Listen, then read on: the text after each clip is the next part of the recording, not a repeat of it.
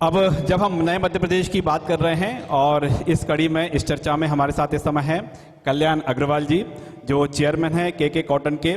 बहुत बहुत स्वागत है सर आपका। धन्यवाद सर। खरगोन की बात होती है तो कॉटन की बात होती है, कॉटन की बात होती है यानी सफ़ेद सोने की।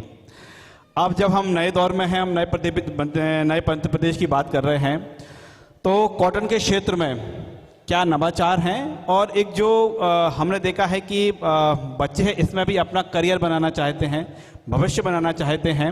कॉटन के क्षेत्र में क्या लग रहा है भविष्य बच्चों का कि जो इस क्षेत्र में आगे आना चाह रहे हैं, जो उद्योग स्थापित करना चाहते हैं अपना छोटा सा, या जिसमें पढ़ाई करके वो और कुछ नवाचार करना चाहते हैं, उनके लिए भविष्य कितना सुनहरा है साहब? सबसे पहले तो मैं न्यूज़ 24 को धन्यवाद दूंगा कि आपने नए मध्य प्रदेश की बात इस कार्यक्रम में ये अवसर दिया। कॉटन की अगर हम बात करें तो निश्चित रूप से सफ़ेद सोना या कपास पश्चिम निमाड़ की लाइफलाइन है, जान है। खरगोन मध्य प्रदेश ही नहीं पूरे देश में सर्वाधिक कपास उत्पादन के लिए जाना जाता है। यहाँ के कपास की क्वालिटी यहाँ के कृषकों की और धरती माता की गुणों के कारण बहुत अच्छी होती है।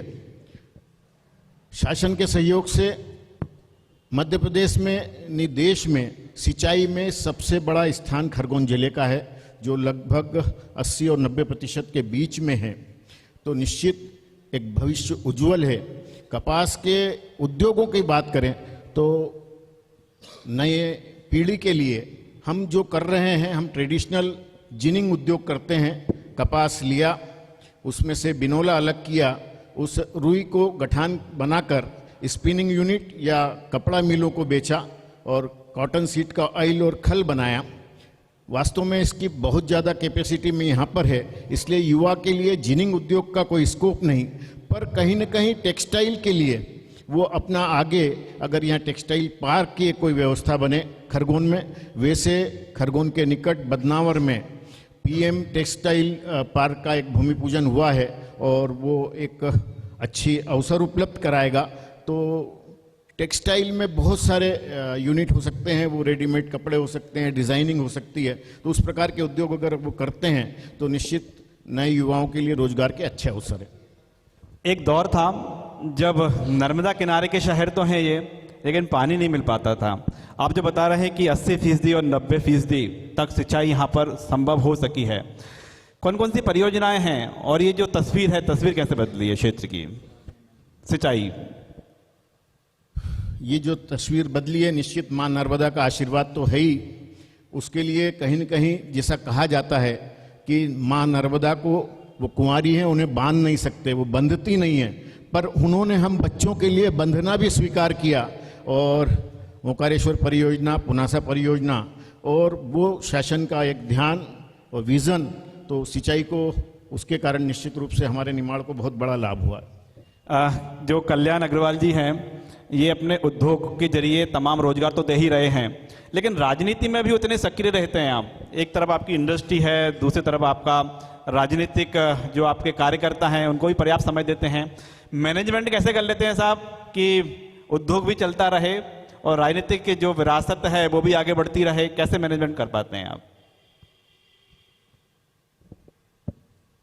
निश्चित एक धारणा है कि एक व्यवसायी के लिए समय निकालना बहुत कठिन होता है, लेकिन समय का प्रबंधन हर काम के लिए व्यक्ति के पास समय उसी के पास होता है जिसके पास काम होता है।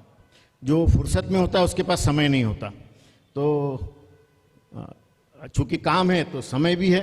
अपना अगर 100% दें तो राजनीति के पहले मैं सामाजिक क्षेत्र में राष्ट्रीय स्वयंसेवक संघ से भी जुड़ा रहा, हर क्षेत्र में अपनी उपस्थिति दर्ज कराता रहा।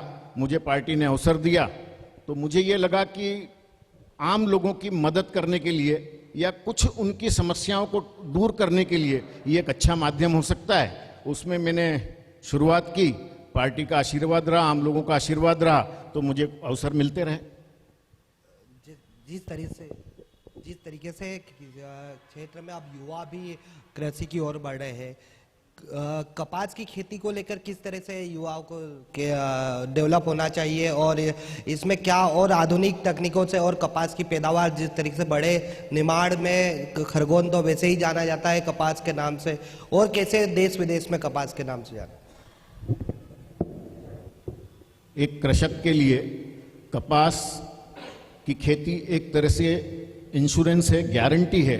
कपास एक ऐसी फसल है कि वह उसको कभी भी पूरी तरह समाप्त नहीं होती।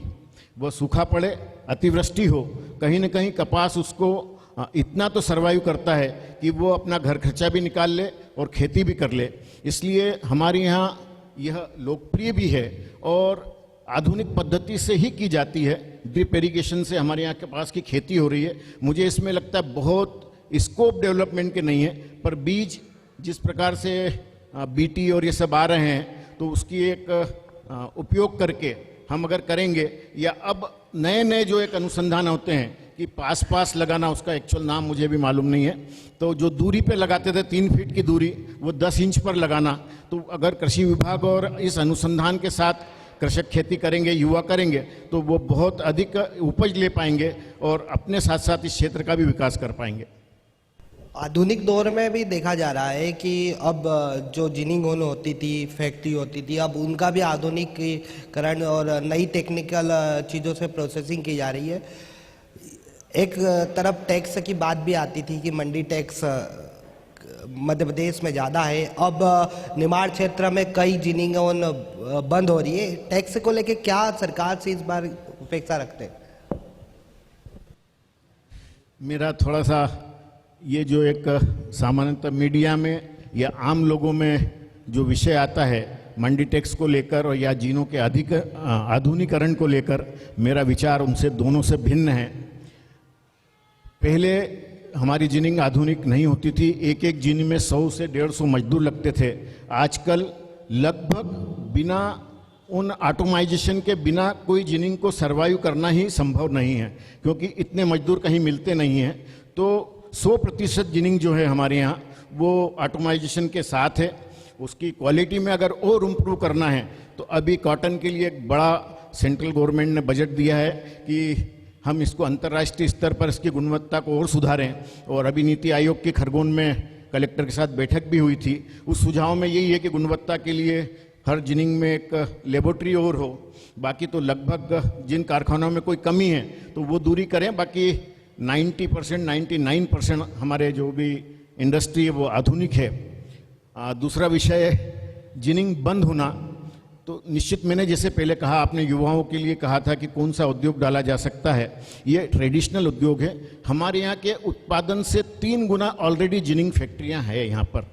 मंडी टैक्स ₹1.20 प्रति सैकड़ा है। किसी समय ₹2 सैकड़ा होता था तो निश्चित ज़्यादा था। हमारे पास के प्रदेश महाराष्ट्र में 25 पैसे है और गुजरात में 50 पैसे है, पर इसका बहुत बड़ा फर्क नहीं पड़ता, क्योंकि आजकल ट्रांसपोर्टेशन कास्ट इतनी बड़ी हो गई है कि उसके कारण कोई उद्योगों का पलायन हो रहा है, ऐसा मेरा मानना नहीं है। उद्योगों का पलायन तो यहाँ उत्पादन की तुलना में उनकी कैपेसिटी ज़्यादा होने से, या पूर्व में महाराष्ट्र का बहुत ज़्यादा कपास मध्य प्रदेश आता था क्योंकि वहाँ पे एकाधिकार था, कारखाने कम थे। वहाँ कारखाने बढ़ने से वो कपास अब यहाँ आना कम हो गया। इसलिए जो सीमावर्ती शहर हैं, सेंधवा हुआ या बुरहानपुर, वहाँ के उद्योग बंद हुए हैं। हमारे यहाँ के जो उद्योग हैं वो मंडी टैक्स के कारण बंद है, ऐसा मेरा मानना नहीं है। अभी हम जिन कल्याण अग्रवाल जी से बात कर रहे हैं वो समाज सेवी हैं, संघ के कार्यकर्ता हैं, पार्टी के नेता हैं, उद्योगपति हैं। जब हम अगली बार इसी मंच पर और इसी खरगोन में आने वाले समय में 2-3 साल बाद बातचीत कर रहे होंगे तो हम ये मान सकते हैं कि वो सरकार का हिस्सा भी होंगे, जनप्रतिनिधि भी होंगे।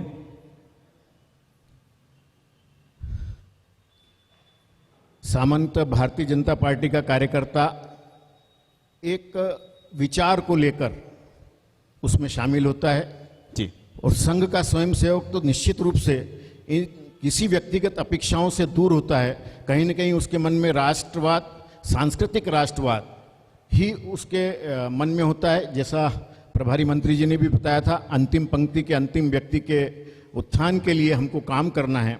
तो उस दृष्टि से हमारा अपना होता है, राजनीति में काम करते हैं, हमारी अपनी व्यक्तिगत महत्वाकांक्षाएं भी होती है। अगर पार्टी कहीं कोई अवसर देगी तो बहुत अच्छी बात है, अन्यथा सिर्फ किसी महत्वाकांक्षा के लिए राजनीति या समाज का काम कर रहे हैं, ऐसा मैं नहीं मानता।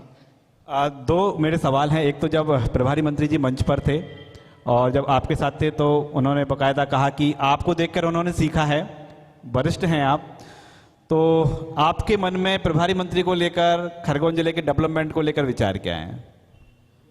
जी। प्रभारी मंत्री जी से मैं सीनियर हूँ, निश्चित रूप से उनके पहले भारतीय जनता पार्टी में काम करता हूँ और यही हमारी पार्टी की विशेषता है कि हमारा, जैसे अभी प्रधानमंत्री ने भी राष्ट्रीय अध्यक्ष को बैठते टाइम बोला कि मैं आप मेरे बॉस हैं, तो वो उनकी बड़प्पन है। और हमारी पार्टी में छोटे और बड़े का भेद नहीं होकर एक वरिष्ठ को जो सम्मान देना है, उन्होंने भी इस मंच से मुझे सम्मान दिया। ये हमारी पार्टी की कार्य संस्कृति है। खरगोन के विकास को लेकर निश्चित रूप से हमारी सबकी संबंध में चर्चाएं होती रहती है। हर क्षेत्र में खरगोन का विकास हुआ है। शिक्षा के क्षेत्र हो तो मेडिकल कॉलेज होने वाला है।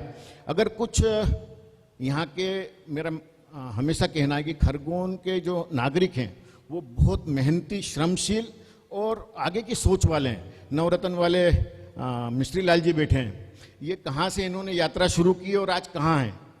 तो इस प्रकार के यहाँ के जो व्यक्ति, हमारी जो सोच है वो खरगोन को निश्चित बेहतर ले जा रही है और उसमें कहीं न कहीं जब शासन का सहयोग मिलता है तो हम और आगे बढ़ते हैं। बाईपास काफ़ी बनने वाले हैं, पर एक रिंग रोड हो, यहाँ पर थोड़ी सी ट्रैफिक की समस्या हो, उसके लिए एक कहीं न कहीं आवश्यकता है कि योजना बने।